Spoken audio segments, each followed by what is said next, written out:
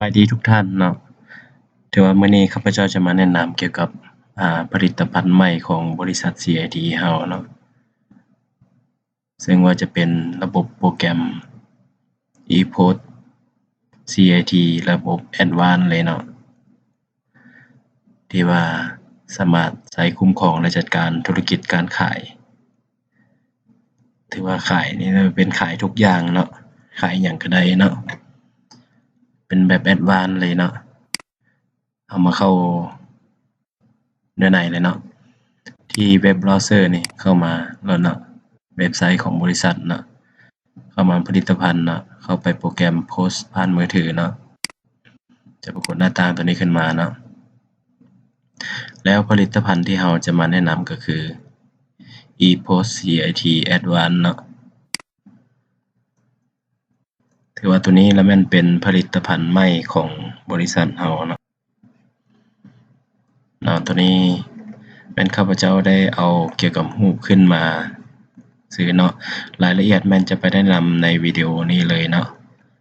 พวกท่านสามารถเข้ามาทดลองใช้งานได้อยู่ที่นี่เนาะอันนี้ข้าพเจ้าได้เข้าลิงก์มาไว้แล้วเนาะจะเป็น demo2.catsoon.com เนาะอันนี้จะเป็นเดโมชื่อผู้ใช้เนาะ catsoon 2016เนาะ @gmail.com รหัส1234567เนาะระบบไปเลยเนาะจะปรากฏหน้าต่างแดชบอร์ดขึ้นมาในนี้เนาะ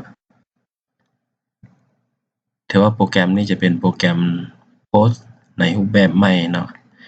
ที่ว่ามีหลากหลายภาษาให้ท่านเลือกใช้เลยเนาะนอกจากภาษาลาวท่านก็สามารถเลือกใช้ได้เนาะภาษาใดที่ว่าท่านถนัดเนาะในที่นี้ข้าพเจ้าจะมาแนะนำเกี่ยวกับภาษาลาวเนาะคือโปรแกรม ePost CIT ตัวระบบ Advanced นี้มันสามารถเฮ็ดหยังได้แน่เนาะถือว่าก็มีหลายรูปแบบมันนะหลายฟังก์ชันที่ว่าให้ผู้บริหารธุรกิจยุคใหม่นี้สามารถคุ้มครองและจัดการธุรกิจการขายผ่านมือถือได้เนาะจะเป็นระบบออนไลน์เนาะตัวนี้จะเป็นหน้าแผนผังรวมเนาะแล้วต่อไปจะมีหน้าสินค้าเนาะตัวนี้จะเป็นใช้คุ้มครองเกี่ยวกับสินค้าเพิ่มสินค้าใหม่นำสินค้าเข้าเนาะแล้วก็กวดกาสินค้าเอาไปเบิ่งรายการสินค้าเลยเนาะตัวอย่างว่ารายการสินค้าเรามี3รายการเนาะราคาต้นทุนราคาขายเนาะจำนวนที่ค้างในสากเนาะแจ้งเตือนจำนวนถ้าว่าสินค้าท่านขายมาฮอดยังเหลือ5นี่มันจะแจ้งเตือนออกนี่เลยเนาะเมนูเทิงนี่เนาะก็มีหลายๆอย่างตัวเลือกเนาะส่งออกเป็น Excel PDF หยังต่างๆได้หมดเนาะเราสามารถเพิ่มใหม่ได้นะสามารถเพิ่มใหม่ได้อันนี้ข้าพเจ้าจะแนะนำผ่านๆไปก่อนเนาะหลังจากนั้นจึงไปลงลึกในมันเนาะแล้วก็นำเข้าได้โดยไฟล์เนาะท่านมีไฟล์ที่ว่าเป็นโปรแกรมเก่าที่ว่าท่านใช้กับโปรแกรมเก่าแล้วเมตอยู่ใน Excel แล้วก็นำเข้าอันนี้ก็ได้เนาะตามรูปแบบตัวอย่างพิมพ์บาร์โค้ดเนี่ยจะมีหลายอย่างเนาะรูปแบบของบาร์โค้ดแล้วแต่ท่านเนาะตัวอย่าง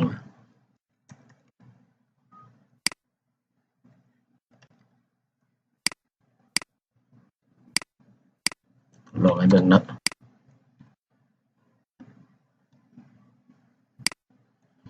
จะเลือกเอาหยังเข้ามาได้เนาะ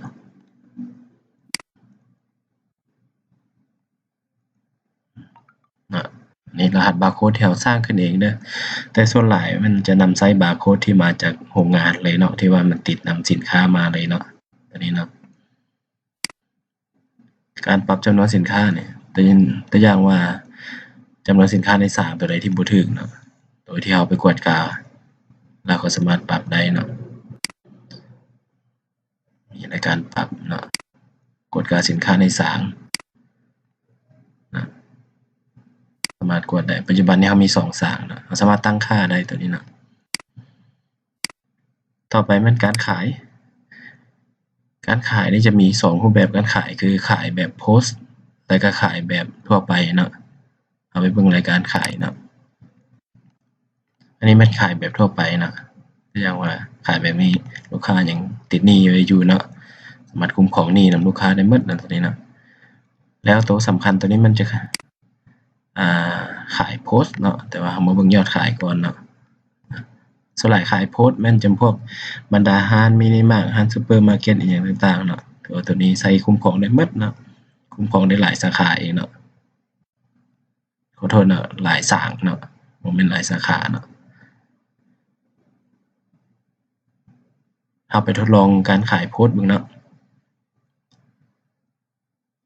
ทดลองเลยเนาะกดเข้าไปโพสต์เนี่ยมันจะเป็นหน้าต่างในนี้นี่หน้าต่างโพสต์เนาะเราจะแสดงทั้งหมดมี3รายการเนาะเราเป็นหมวดก็ได้นี่อาหารที่เรายังบ่ทันมีเนาะบ่ได้ลงเนาะมี3หมวดเครื่องดื่มเนาะเครื่องสำอางเนาะยี่ห้อนี่อันนี้เขาก็จะหัวเสือเบียร์ลาวเนาะอันนี้ข้าพเจ้าไปแสดงทั้งหมดเลยเนาะตัวอย่างว่าไปจัดการขายเนาะสมมุติว่าสินค้ามีในสาเนาะ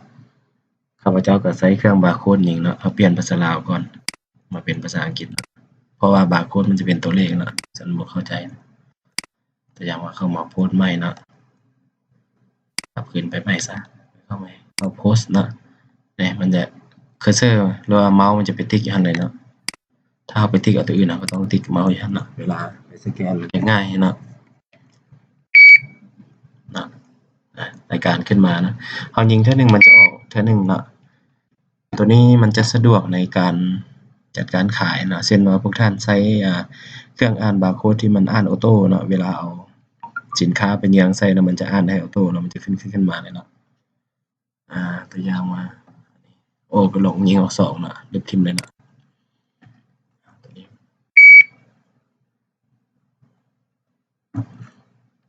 บ่ค่อยเห็นสินค้าในสาง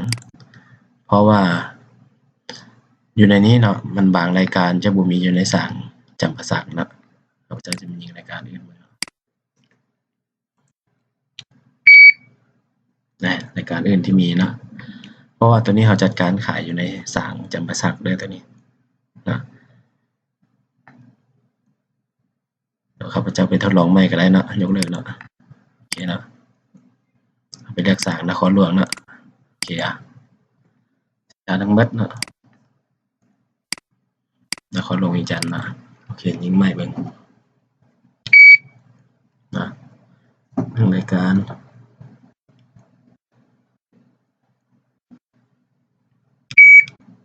2รายการเนาะ3รายการเป็นเงินนี่43,000เนาะทำการชำระเลยก็ได้เนาะนะจะสามารถได้หยังเงินสดเงินโอนคูปองอิหยังต่างๆมีหมดเนาะเอาจากโน้ตอีหยังเพิ่มเติมก็ได้เนาะตัวนี้เนาะตกลงสมัคร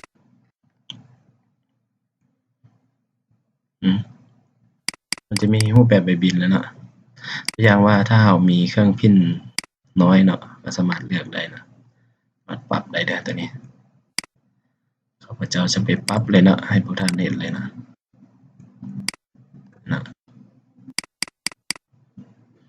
แล้วก็พิมพ์เอาได้เนาะเจียเนาะจะมีรหัสบาร์โค้ดพนักงานนี้เนาะ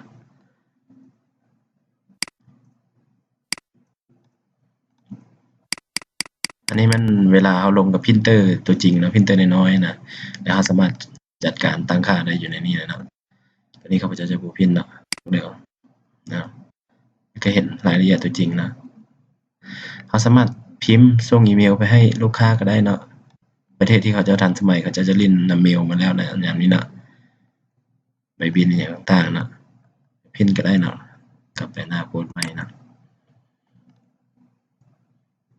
ไปทดลองนี้เนาะ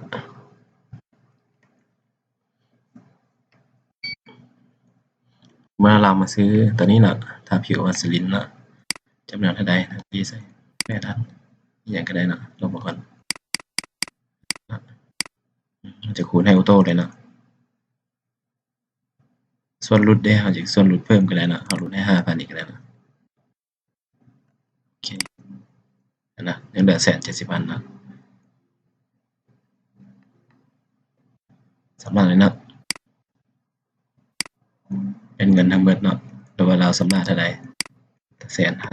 150,000ก็ลงนี่ได้เนาะอันนี้ขายทั่วไปส่วนอาจจะสำนักเนา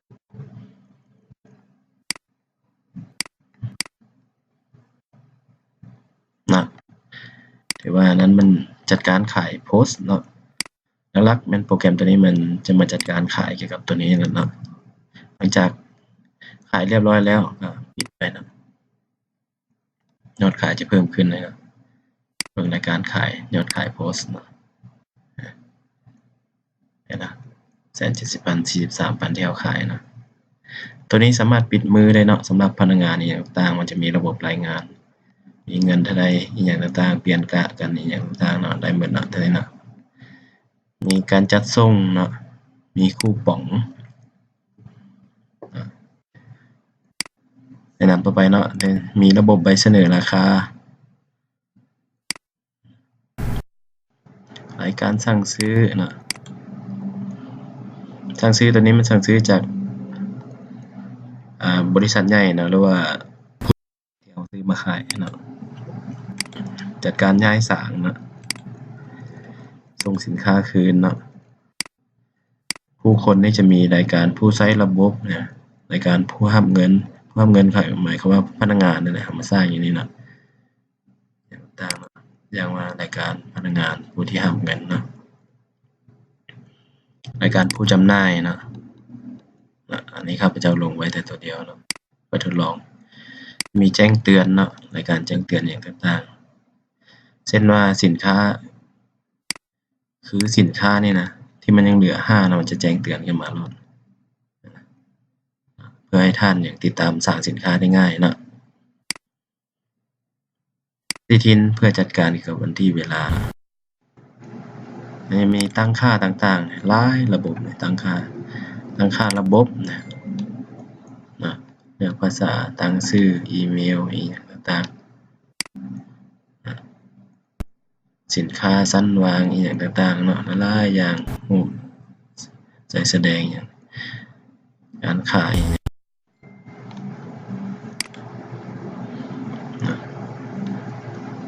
กำหนดตัวย่อใส่ใบบินเนาะหมายเลขที่อ้างอิงอย่างต่าง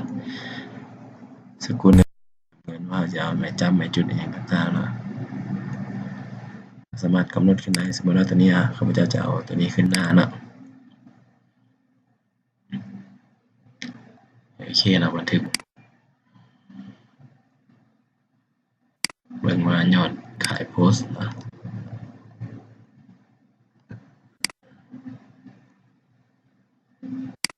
การขายเดี๋ยวเราตัวนี้ข้าพเจ้าจะไปแนะนำตามหลังนะในข้างบนลงลึกหลายนะมันจะมีหลายอย่างนะสกุลเงินเปลี่ยนโลโก้กลุ่มลูกค้าประเภทอย่างหัวหน่วยเนาะหัวหน่วยสามารถจัดการได้เนาะเป็นกิโลเป็นตุกเป็นแพ็คอย่างต่างๆเนาะแล้วแต่เขาขายเนาะสมมติว่าเป็นแพ็คเนาะมันเท่าใดคูณแพ็คหนึ่งสมมติว่าน้ำดื่มมีจักตุกมี6เนาะคูณให้6เนาะต่ออันได้คูณให้1ต่อแก๊สได้คูณให้24สมมติว่าเนาะเบียร์ลาวอีหยังต่างๆเนาะเบียร์ป่องนะเนาะทั้งได้หมดเด้อยี่ห้ออีหยังอากรเนาะสร้างสินค้านี่สร้างสินค้าสามารถต่างใดนี่ปัจจุบันนี้เรามี2สร้างนี่เนาะสามารถต่างใดเพิ่มให้มันหลายๆเรามี10สร้างก็คุ้มครองตามสร้างนั้นเนาะสำรองข้อมูลไว้สิทธิ์นำใช้ปัจจุบันนี้เราแบ่งให้พนักงานมีแต่สิทธิ์พนักงานเนาะสำรองข้อมูลไว้นะแล้วตัวนี้จะตอบโจทย์ผู้บริหารก็คือรายงานนี่แหละมันมีหลายอย่างแผนผังรวมเนาะให้เรารู้ว่าธุรกิจการขายเราเป็นอันใดเนาะสถิติเป็นอันใดจำนวนสินค้าทั้งหมดเนาะอย่างต่างๆเนาะสินค้าขายดีเด้เดือน5เดือนบ่มีเนาะ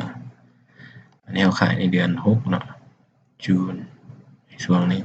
อันนี้มันสามารถกำหนดเองได้นะ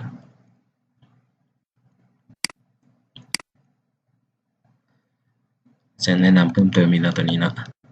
ขายรายงาน การลงทะเบียนตัวนี้มันจะแม่นรายงานตัวพนักงานแหละเวลาเราไปสร้าง user ให้พนักงานเนาะเราจะมีเงินติดนะติดให้พนักงานว่าเงินอยู่ในตู้มีเท่าใดอย่างต่างๆเนาะแล้วมันจะต่อยอดมาเลยนะ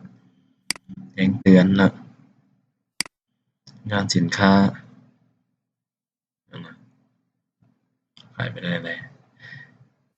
มีหลากหลายรายงานนะยอดขายต่อเดือนหน่อย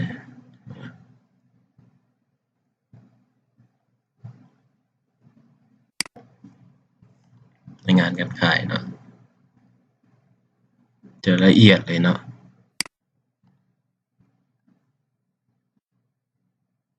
กำไรขาดทุนนะจะหูได้เนาะในตัว L AK ที่ว่าข้าพเจ้าไปนั่นเนาะมันจะออกอยู่พี่นะแต่เราสามารถลืมได้เนาะ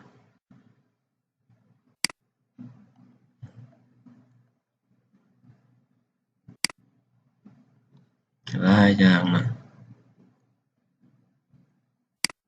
ก่อนก็มีนะ